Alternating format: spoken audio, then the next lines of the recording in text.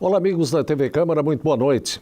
Estamos iniciando a partir de agora o nosso programa Fala Vereador. Muito obrigado também aos colegas que nos ajudam a chegar ao recesso de seu lar. Obrigado ao senhor e à senhora que está conosco mais uma vez em sintonia com o programa Fala Vereador. Meus colegas, o repórter cinematográfico também Bruce Marques, nosso querido Abelardo, o suíte de produção, edição de Samuel Moreira, sonoplastia de o nosso querido Richard Maus. Também na parte com a equipe da gente, o nosso querido Jean, intérprete de Libras, conosco. É essa turma que faz a gente chegar junto com o senhor, mostrando o que acontece de trabalho parlamentar de cada vereador, as informações, o que pensa sobre tudo o que acontece, também além do trabalho, a nível estadual e federal, sobre as conjunturas políticas que se apresentam, os assuntos, ora em voga pelo país, pelo nosso estado e o nosso município. Hoje temos o prazer de recebermos aqui nos nossos estúdios o vereador Sérgio Murilo Pereira, progressista. Muito boa noite, vereador. Prazer tê-lo aqui. Obrigado por o senhor ter aceitado estar conosco na noite de hoje para a gente falar sobre o seu trabalho. Tem vários outros assuntos aqui para a gente conversar com a coletividade. Boa noite, obrigado, vereador. Boa noite, Carlos Antônio. Sempre é um prazer enorme poder estar aqui e conversar diretamente com a nossa população, principalmente com aquelas pessoas que nos assistem. É sempre muito gratificante a gente poder trazer as informações a respeito daquilo que nós estamos desenvolvendo enquanto vereador para a sociedade itajaiense. Vereador, a gente fala em comunicação, então o senhor já foi secretário de comunicação desta Casa de Leis. Me parece ainda, eu não sei se é porque a gente quer muito que isso aconteça, mas me parece que a frequência do cidadão itajaiense a esta Casa de Leis ainda é pouco. Os senhores mesmo, os nobres edis desta casa, vivem conclamando a população para estarem aqui, mas parece-me que ainda a frequência é pouca. Deveria ser maior, não é? Com certeza deveria, Carlos Antônio. Nós temos observado que hoje as pessoas, os cidadãos, estão participando mais da política, porém eles estão participando de uma maneira ainda, eu diria, um pouco fria, porque eles participam através das redes sociais, né? Lá eles tecem os seus comentários a respeito de todos os assuntos, às vezes falam... mais fácil, talvez? Às vezes eles até, as pessoas comentam e falam aquilo que sentem, mas muitas das vezes nós temos observado que falam de uma maneira completamente equivocada, sem conhecimento real daquilo que estão falando. E então, onde eu considero a importância dos cidadãos virem à Câmara de Vereadores, virem debater com os senhores vereadores aqueles assuntos que são pertinentes, principalmente à nossa comunidade, né? E conversar, trazer, criticar também, porque o vereador, sendo um homem público, é passível de críticas e tal. E o senhor tocou num ponto extremamente que vem ao encontro do que eu penso. A crítica pela crítica. Aí houve aquelas mensagens de celular, Instagram, WhatsApp, ficou fácil. Simples e puramente vão repassando informações que não são verídicas e tal. Além dessas fake news aí, é a questão que às vezes mexe muito com pessoas. Isso não pode ser assim, não é? Porque o vereador... quero crer que sendo e tendo essa carta de representante da coletividade que lhe foi otorgada pelas eleições, é passível sim de ser cobrado, de ser criticado, de ser encontrado na rua ou mesmo pela rede social, mas principalmente de forma pessoal ficaria muito melhor. Eu não gostei do seu posicionamento por causa disso, e quem sabe o senhor pensa de maneira diferente, enfim, o vereador aceita, não tem por que não. Agora, tem muita coisa nessa rede social, me desculpe, vereador e meus amigos telespectadores, mas eu não concordo, não. Perfeitamente, Carlos Antônio. Eu, assim como os demais vereadores, nós estamos diariamente aqui na Câmara de Vereadores, nossos gabinetes estão de portas abertas para toda a nossa comunidade, né? Pode marcar horário que nós viemos atender. Nós andamos pelas ruas da nossa cidade, nós frequentamos o comércio da nossa cidade, nós moramos em Itajaí, né? Então não custa nada as pessoas nos abordarem na rua, se não quiserem vir até o nosso gabinete, mas podem nos abordar num restaurante, num supermercado, numa loja qualquer que a gente esteja, ou até mesmo transitando na rua, passeando com o cachorro, que eu faço isso diariamente, e vir conversar com a gente, né? Pelo menos para que a gente possa explicar o porquê de algumas atitudes que por muitos são criticadas sem que eles saibam realmente o motivo passando, né? Que levou o vereador a votar daquela forma, ou que levou o vereador a apresentar aquela sugestão ao governo municipal, ou fazer a própria crítica ao governo municipal, né? Nós estamos abertos à conversação, a atender a população. Como você mesmo falou, nós fomos eleitos para representar o povo. Então nós temos que ouvir o povo. A exemplo disso, nós apresentamos este ano de 2019 2 proposições aqui na Câmara de Vereadores, as quais nós fizemos duas, não é audiência pública, me ajuda... Consulta pública. 2 né? consultas públicas para tratar diretamente com a população, com as entidades de classes, né? As entidades representativas, para saber desses a opinião a respeito daquilo que nós estávamos propondo. E muito produtivo porque nós não somos donos da verdade, né? Às vezes nós podemos fazer uma proposição equivocadamente achando que vamos agradar e acaba não agradando, não vai ao encontro daquilo que deseja a população. Por isso a participação da população, a participação da comunidade na vida política, principalmente na vida legislativa, ela é muito importante, até porque vai poder nortear todos os vereadores nos seus afazeres cotidianos. O senhor, depois de eleito, eu acho que sai mais de casa do que quando ainda não era vereador. Vereador nenhum se esconde em casa para não conversar com a coletividade, não. Não tenho conhecimento. Conheço Vossa Senhoria e os demais nobres senhores vereadores também. Nenhum deles, depois que se elegeu, se escondeu em casa, não. Exatamente. Eu acho que o senhor está muito correto naquilo que o senhor fala a respeito da coletividade conversar mais. Menos zap, menos repasse de informações que não são verídicas. Como popularmente se diz na rede social, menos mimimi. Menos mimimi. Bem, nós vamos falar do seu trabalho, claro, do seu trabalho parlamentar, que tem uma série de coisas aqui, mas eu tive conhecimento, inclusive, e tenho aqui em mãos, a reeleição e os reféns da popularidade, um artigo que o senhor deu, de sua autoria, que o senhor deu publicidade. E eu gostaria de iniciar o nosso programa conversando sobre ele, porque eu achei um tanto quanto até polêmico esse artigo. O senhor fala em crise econômica, em crise ética, moral. Nós temos esperanças para esse tipo de coisa, vereador? Nós temos esperança para essa crise econômica, ética, moral que o senhor fala? Olha, Carlos Antônio, nós precisamos ter esperança. A partir do momento que nós não tivermos mais esperança, nós temos que ir embora, ir para casa, parar de trabalhar. Se eu não tivesse esperança de ver um país melhor, de ver um estado, um município melhor, eu não estaria aqui como vereador trabalhando, né? E eu tenho esperança, sim. Há solução? Sim, há solução. Basta vontade política, menos interesse pessoal por parte dos políticos e trabalhar mais em prol da coletividade. Política é coisa séria. Nós temos que tratar a política como ela deve ser tratada. A política ela tem que ser feita para o bem da população, não para o bem de 1 ou 2 ou 3. Nós temos que trabalhar sempre pensando na coletividade, na grande maioria. E a partir do momento que os políticos começarem a desenvolver os seus trabalhos pensando realmente na coletividade, nós teremos sim um futuro melhor, não só na nossa cidade, mas no nosso país inteiro.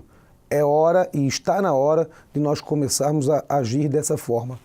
Nesse texto eu falo da popularidade, né? Reféns da popularidade. Por quê?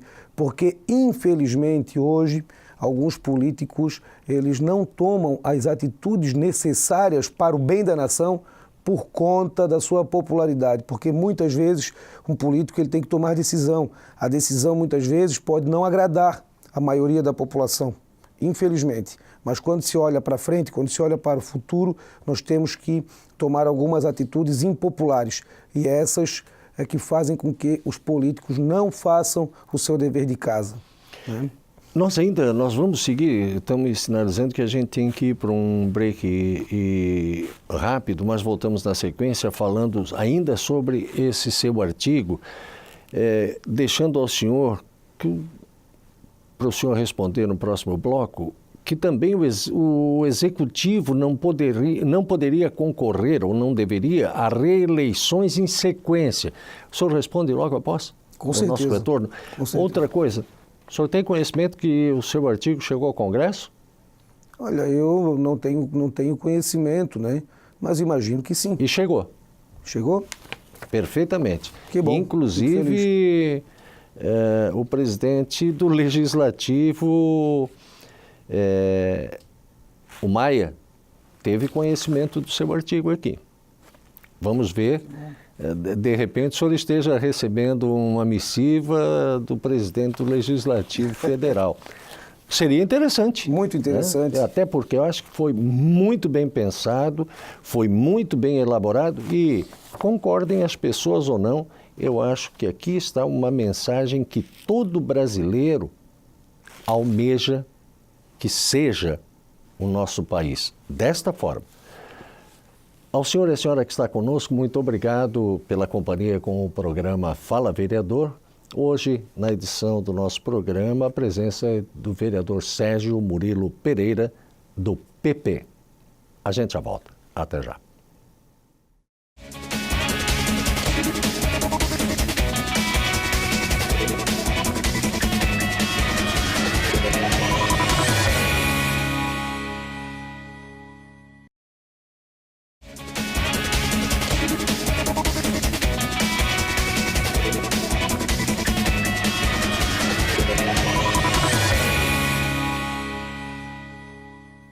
Meus amigos da TV Câmara, estamos de volta com o programa Fala Vereador. Conosco o vereador Sérgio Murilo Pereira, do Progressistas.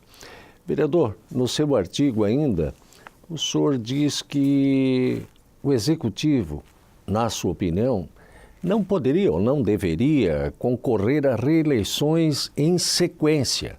Por quê?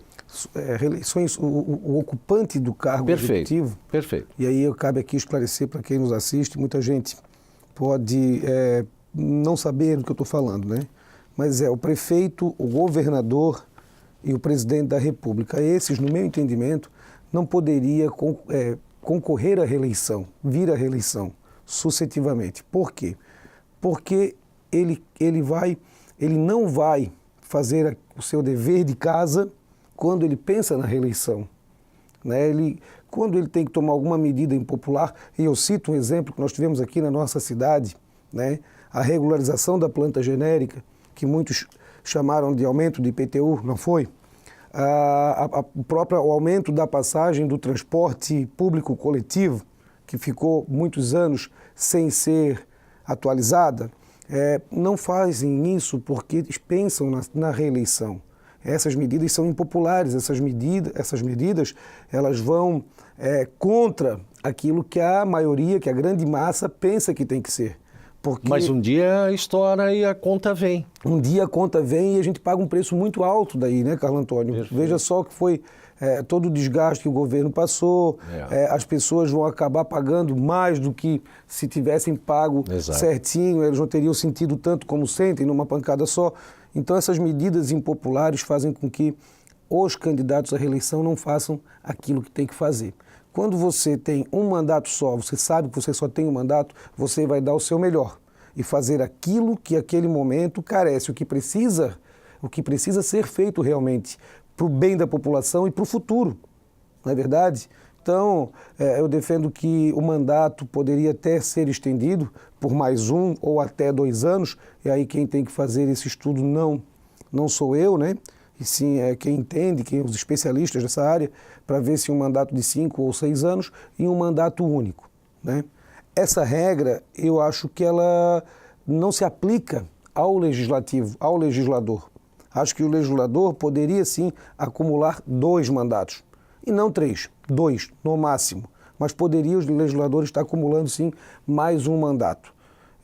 Porque tem coisas, Carlos Antônio, que o legislador ele apresenta na Câmara de Vereadores que acaba o seu mandato e ele acaba por não conseguir aprovar aquilo devido ao trâmite burocrático que são os procedimentos dentro das câmaras de vereadores, dentro das assembleias legislativas, dentro do Congresso Nacional. Então eu defendo que o legislador ele poderia sim ter o seu mandato estendido por apenas uma vez.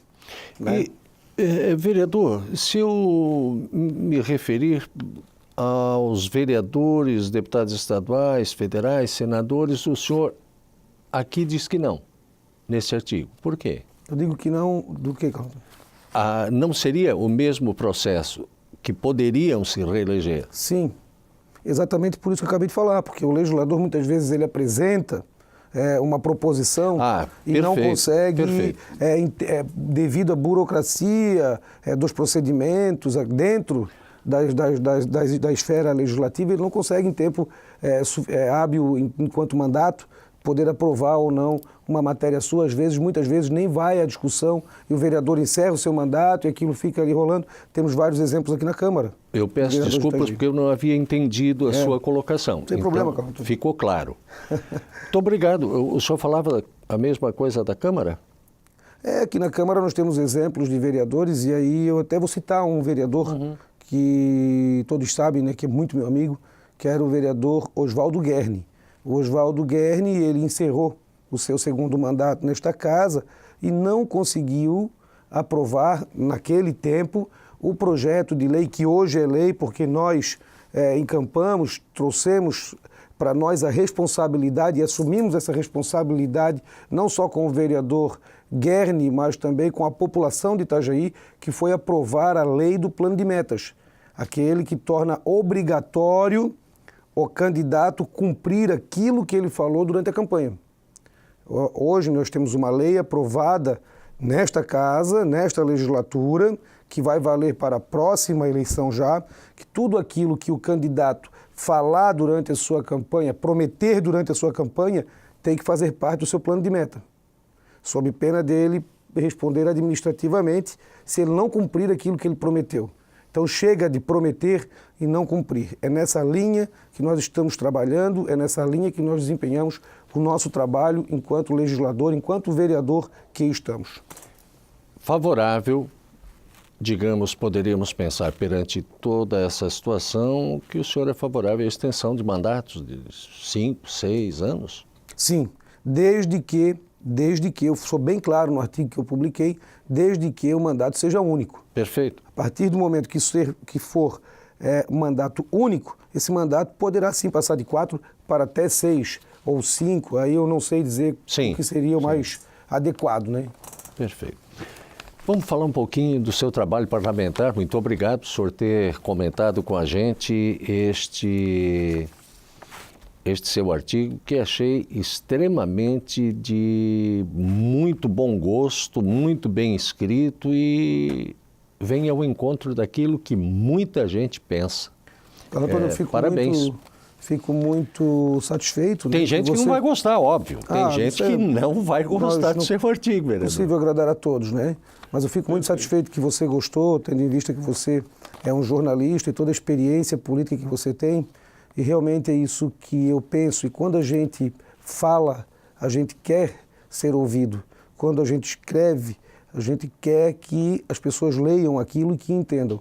Então, eu fico muito satisfeito que você leu e você entendeu a mensagem que eu quis passar através desse artigo. E é por isso que eu digo ao senhor que foi de muito bom alvitre saber que isto está chegando às mãos de deputados federais, de presidente do Legislativo, inclusive a deputados estaduais.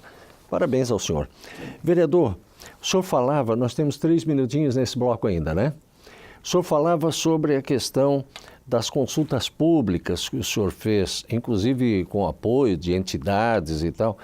Foi um projeto de lei, aliás, foram 2 projetos que incluirão datas no calendário oficial do município, que foi a Semana da Transparência e Combate à Corrupção e Semana de Estudo dos Direitos e Garantias Fundamentais da Construção.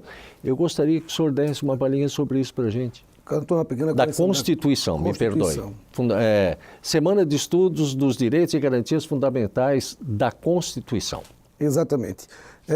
O primeiro, que trata sobre a Semana da Transparência e de Combate à Corrupção, eu acho que isso é uma coisa óbvia, todos nós, né, brasileiros, nós queremos e temos dentro de nós essa vontade de botar corrupto na cadeia, de combater piamente a corrupção, de dar transparência àquelas ações do Poder Executivo que muitas vezes ficam maculadas, né? Porque algumas pessoas, infelizmente, alguns agentes públicos, eles acabam maculando, né?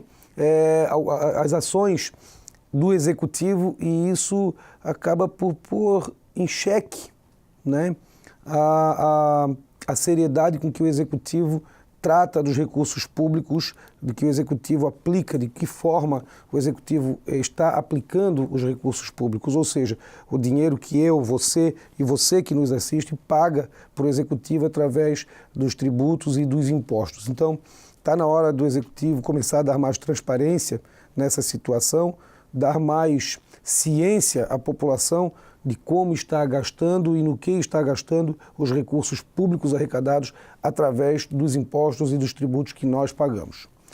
A segunda questão, que nós também fizemos uma consulta pública e contamos aí com a participação da nossa Universidade do Vale do Itajaí, a Univale, OAB, Associação Empresarial de Itajaí, entre outras tantas entidades organizadas, né, aqui do nosso município.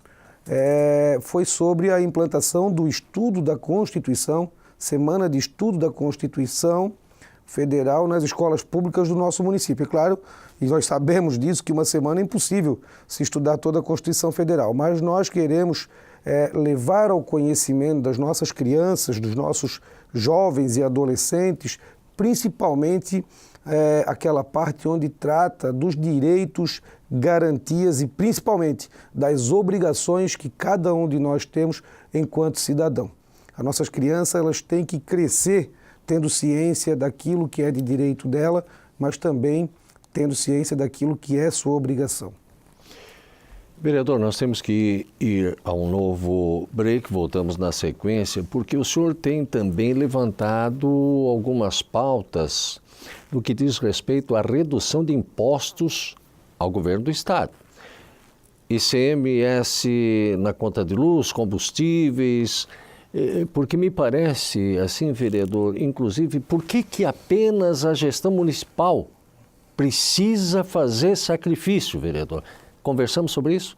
Com certeza. Peço licença ao senhor e à senhora também que está conosco, muito obrigado pela sintonia com o programa Fala Vereador. Quero agradecer também a presença da Sandra, da Michele e do Guilherme que estão conosco, o pessoal da sua equipe que compõe o seu gabinete. O pessoal trabalha lá, vereador. Sim, trabalha muito. E bastante. É muito competente, minha equipe, perfeito. Graças a Deus. Vai ter aumento. Peço licença ao senhor e à senhora também. Muito obrigado, a gente já volta. Até já.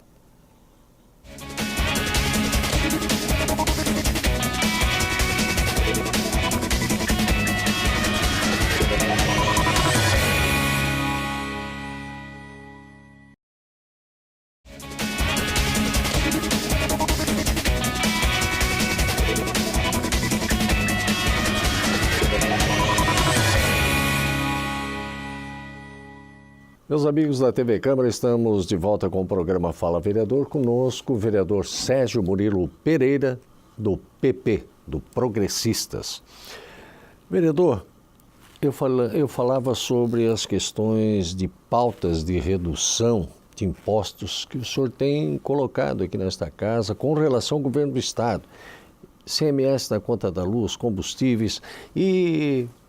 generalizando essa situação, botando tudo no mesmo bolo, por que só o município ou os municípios têm que fazer sacrifícios, vereador? Então, Carlos Antônio, essa questão onde a gente solicita a redução do ICMS, principalmente no combustível e na conta de energia elétrica, porque eu questiono por que só os municípios é que têm que fazer sacrifícios e o governo do Estado, por incrível que pareça, não faz sacrifício algum.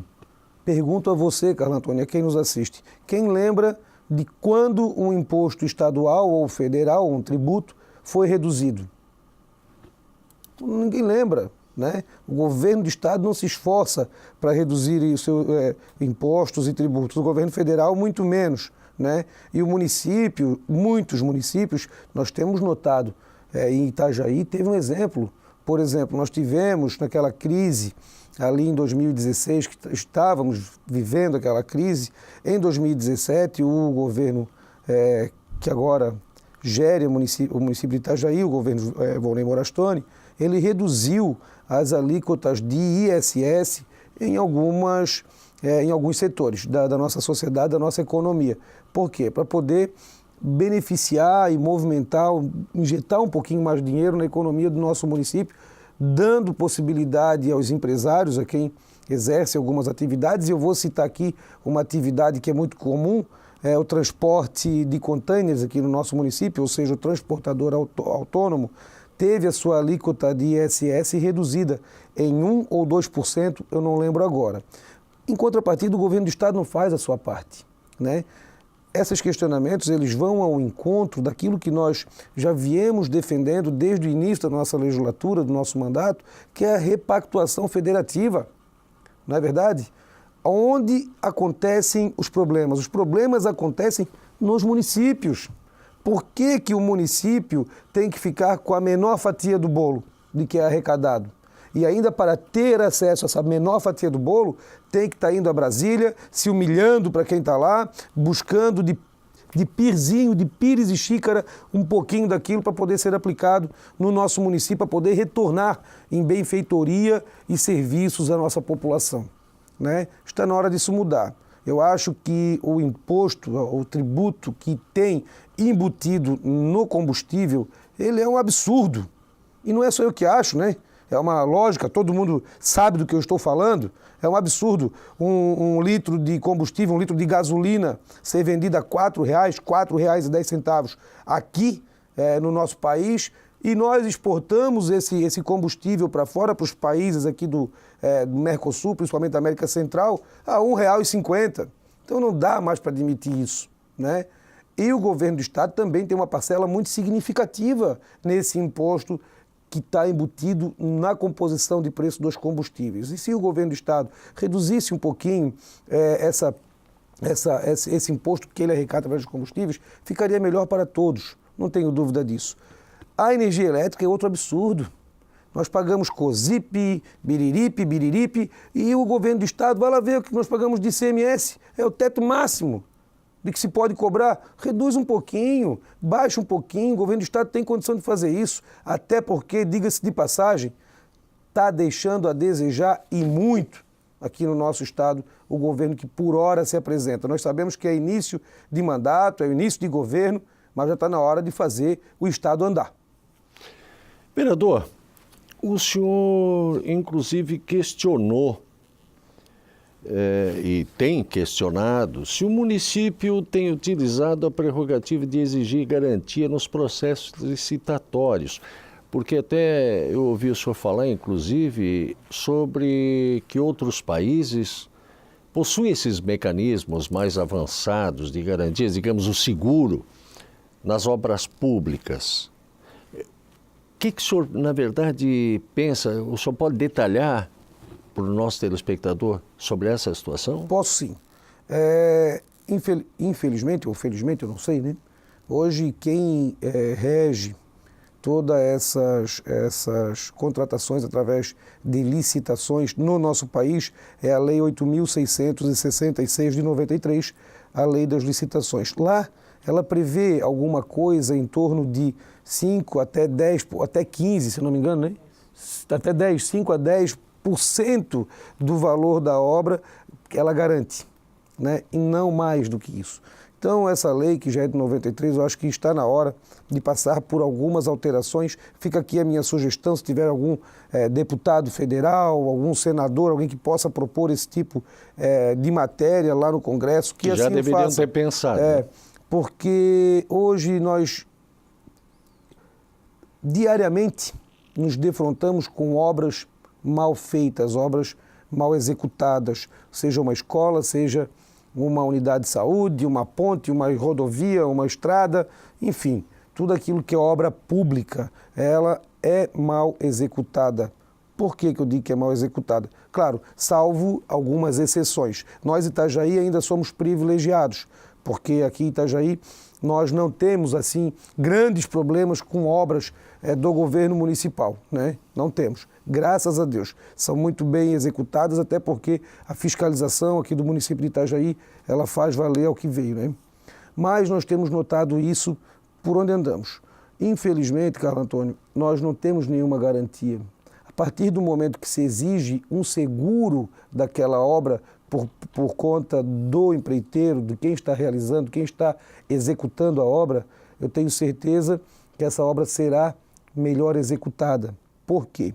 Porque se eu contrato uma seguradora, né, eu sou o governo executivo, poder executivo, eu quero construir um hospital, né?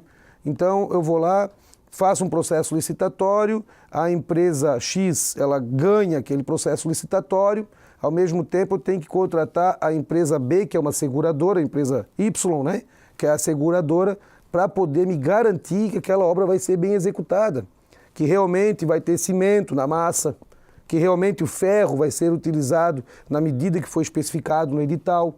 Por quê? Porque a seguradora é que vai autorizar eu, executivo, a pagar o empreiteiro que está executando a obra.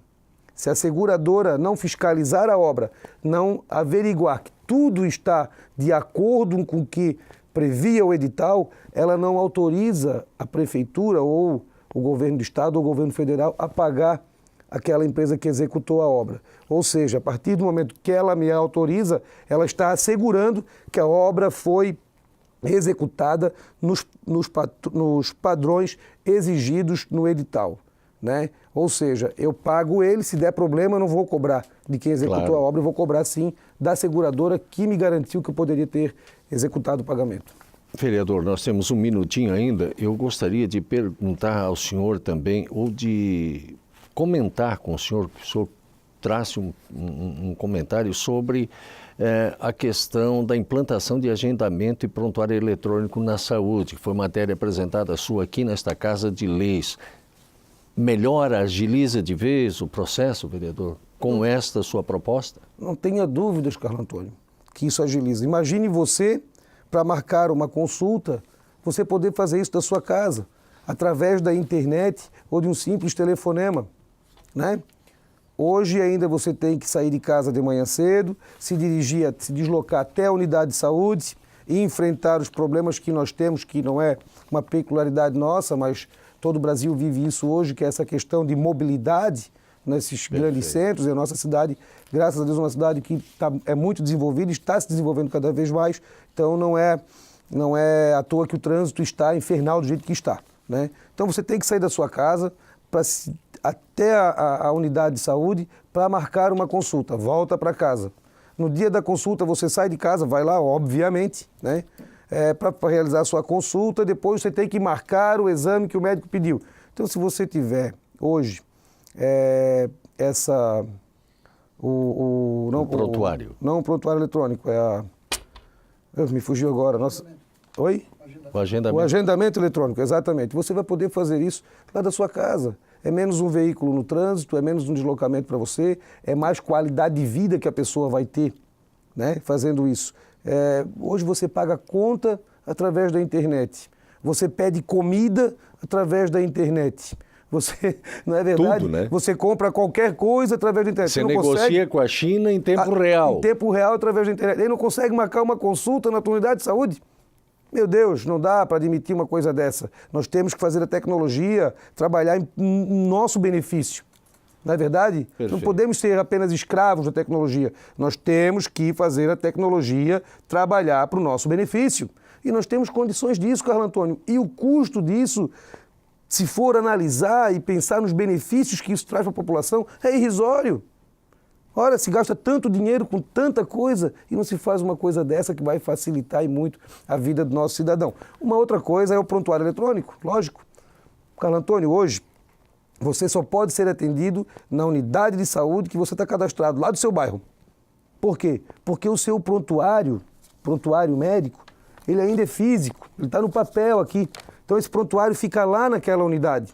A partir do momento que esse prontuário for eletrônico, ficar online, ficar eletrônico, você pode ir lá, se você mora aqui no bairro, no Dom Bosco, você pode ir na unidade de saúde de Cordeiros e ser atendido, porque o médico que vai te dar o atendimento lá, que vai te prestar vai ter o acesso. atendimento, vai acessar ali, vai vir a ficha do Carlos Antônio, está ali no computador dele, ele sabe se você é hipertenso, diabético, enfim, vai saber se você tomou ou toma algum medicamento controlado, ou, enfim, todos os problemas de saúde que você teve, ele vai ter acesso ali na tela do computador dele.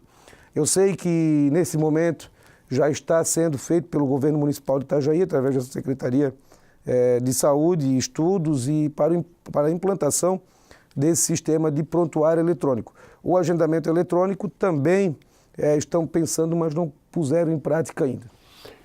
Perfeito. Nós chegamos ao final, que pena, do nosso programa, quando as coisas, o assunto é bastante intenso e de interesse da coletividade, parece que o tempo voa. Mas, obviamente, estaremos conversando muito mais também de outras oportunidades e até também pelos nossos programas de jornalismo com o senhor, levando ao conhecimento do nosso munícipe o seu trabalho como parlamentar e o que pensa sobre os mais variados aspectos também que são de interesses da nossa coletividade, o vereador Sérgio Murilo Pereira.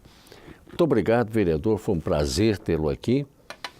Parabéns, saúde ao senhor, à sua equipe, para continuar esse trabalho, buscando o que de melhor possa haver pela gente da nossa Itajaí. Muito obrigado, vereador. Boa noite. Carlos Antônio, eu que mais uma vez agradeço a oportunidade de poder estar aqui, conversando com você e com quem nos assiste através da TV Câmara.